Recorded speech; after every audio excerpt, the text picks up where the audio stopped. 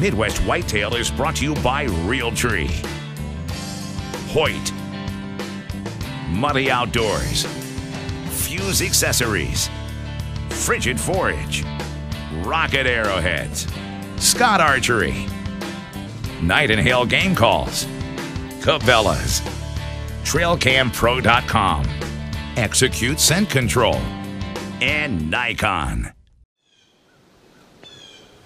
My wife was in town last night and was coming home and came up on some guys that said they just hit a deer.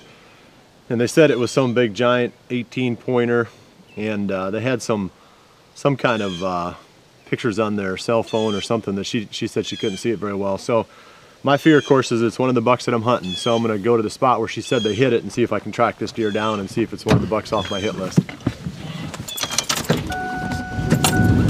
I always get a little bit nervous when I hear about some deer being hit by a car. You know, the standard line is it's, you know, is a 12-pointer, is a 20-pointer, or whatever it might be. And usually it's not. But you just never know. I'd hate to hunt the whole season for a buck that was dead. So I'm gonna take a look right now and see if it's one of the deer that I was hunting. All right, well, this is right where my wife said that she came up on those guys. So I'm gonna jump in here and see what I can find.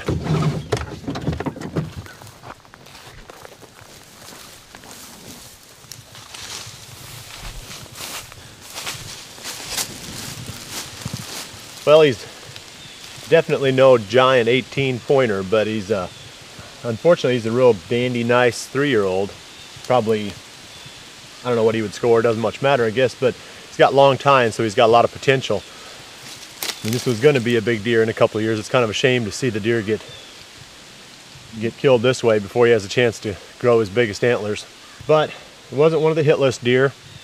I think I remember this buck from the Fork G2, so I'm not even sure that it's one of the deer that we've been getting photos of. Like I said, it's unfortunate to see this happen to him. I'd much rather have somebody shoot this deer, you know, a young person or something for their first deer or something like that, rather than a car hit it and it ends up laying here in the woods. Too bad to find them like that, but at least it wasn't one of those giant bucks that I've been trying to hunt for the season. That would have been even more disappointing. So it's good to follow up on it, I guess, and make sure that it's not one of those deer. So at least I know now that these bucks that are on my hit list, at least hopefully they're still on the farm someplace. On this week's episode of Midwest Whitetail, we've got a number of updates for you. This time frame is technically what would be called the October lull. The weather's been really warm. This is the time of year when the bucks tend to be more nocturnal anyway, so you throw the heat on top of that, and it's been really tough getting any sightings in the field of mature bucks. But some of the guys have been out, and we're gonna have some updates from them, and hopefully we can provide you with some information that you might be able to use to get onto some deer during this coming week.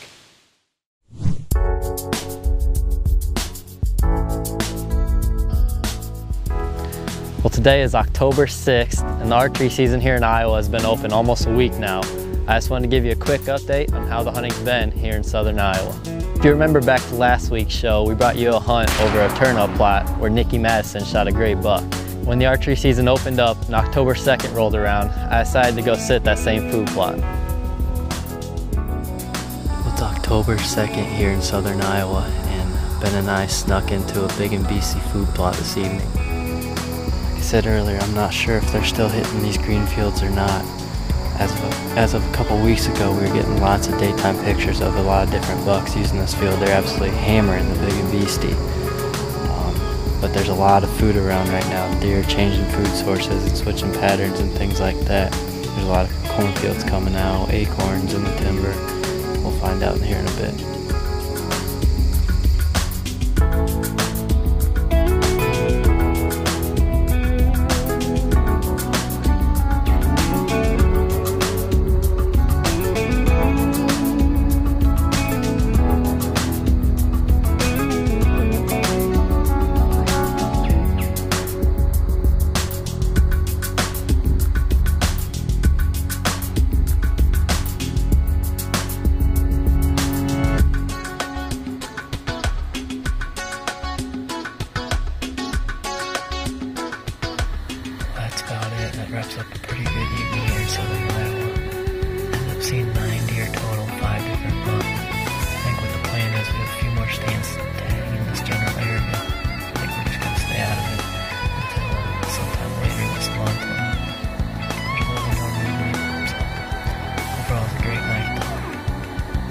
As you can see, it was a fun night in the stand, but it got even better. Just after camera light, we had 2 more mature bucks enter the turn-up plot.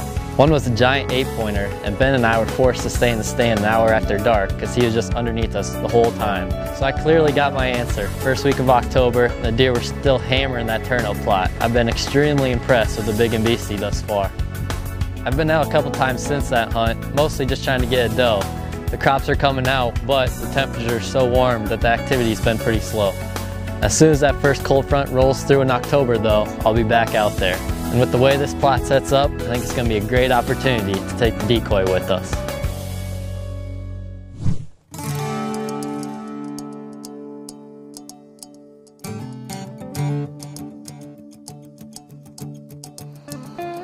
Well, it's been about 2 weeks since the opening weekend in southwest Wisconsin when Kurt and I were getting close to getting that buck we call Zeus or 2045. And we had a couple days off where we figured we had one more good chance to get after this deer while he was still in the apples. The first night we couldn't hunt the apple ridge because of the winds. They were out of the north. So we hunted the fringe like we wanted to the first night. The beans were pretty weedy, but the deer were still in there browsing on them. So we snuck up into the stand. It was a windy night. When we got up there, it didn't take long and we saw 2 deer on the far edge of the field. There was a doe and a fawn, and Kurt said, if that doe makes it over here, she's going in my freezer. Well, sure enough, it took quite a while, but that doe and fawn made it over to us. We had him about 15 yards away. Kurt's getting ready, and all of a sudden, he changed his mind. He's getting soft in his old age. The old killer with the bow said, I can't do it. Those were the only 2 deer we saw that night, but we knew the winds were going to turn around from the south on Saturday, so it was going to be Apple Ridge, the stand we tried to get in the previous 2 weeks ago, and hopefully 2045 is going to make an appearance. Well, after getting in the stand, the winds were out of the south, but they were very, very light that night, so it was dead quiet in the woods, and we knew these deer were working that Apple Ridge just 30-40 yards away, so time to sit tight and see if anybody makes an appearance.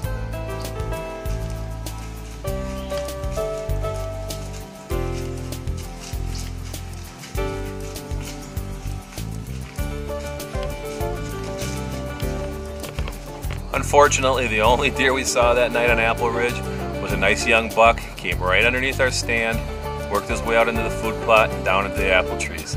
Old 2045 never showed. Well, on my way out of the stand, I made a little pass through Apple Ridge there, and I pulled the card on the camera that we had left there 2 weeks ago. And sure enough, when we looked at that card, old 2045 was there nearly every night. He missed a couple days, but he was a regular.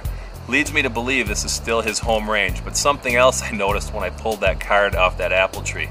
There were apples littering the ground, and I'm not talking about old rotten apples. These were crisp, firm apples, and they were everywhere. If you look at that footage from 2 weeks ago, basically as soon as an apple would hit the ground, there'd be a deer just munching it up, and they were looking, they'd go from tree to tree looking for those apples, where all of a sudden they can get apples at noon, midnight, 3 in the morning. They don't care. There's plenty of apples.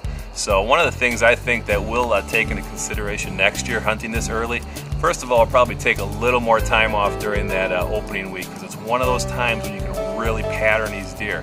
They're on food, and they love those apples, and when they're first dropping, it seems like there's more competition for those apples. The other thing we'll do probably in here next year is plant those beans later. It's such a small little narrow food plot. The beans never make it to late season anyway, so I think the biggest draw we have in there is those nice green leaves. So we might plant those beans a little later next year. But we're not giving up on 2045. We might leave them alone for a couple weeks here, but once that pre-rut rolls around, Kurt and I will be back in the tree, and we're going to do our darndest to get that deer on the ground. He's bugging us now. This buck died in a location that pretty well summarizes what's going on in the deer woods right now. I'm in a location with a bunch of oak trees. I'm sure as soon as I get up here and start kicking around, I'll find a lot of acorns at the bases of these trees.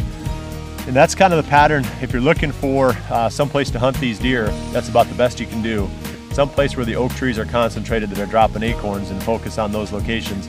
Otherwise, it's just tough. This time frame is really difficult to hunt. The bucks are primarily nocturnal.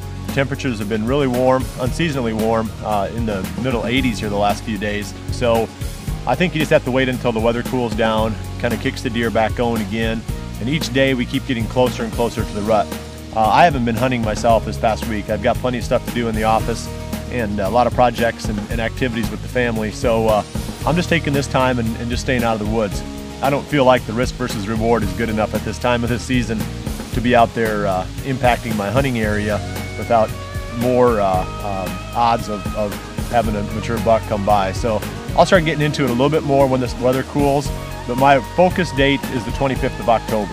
That's always kind of my start date when I start hunting, mornings and evenings and hitting it really hard. So until then, I'm going to be out there picking around a little bit, but don't expect to see me doing any real hardcore hunting until the last week of October. Thanks for joining us this week. We'll be back again next Monday for the next episode of Midwest Whitetail, and remember to always dream big.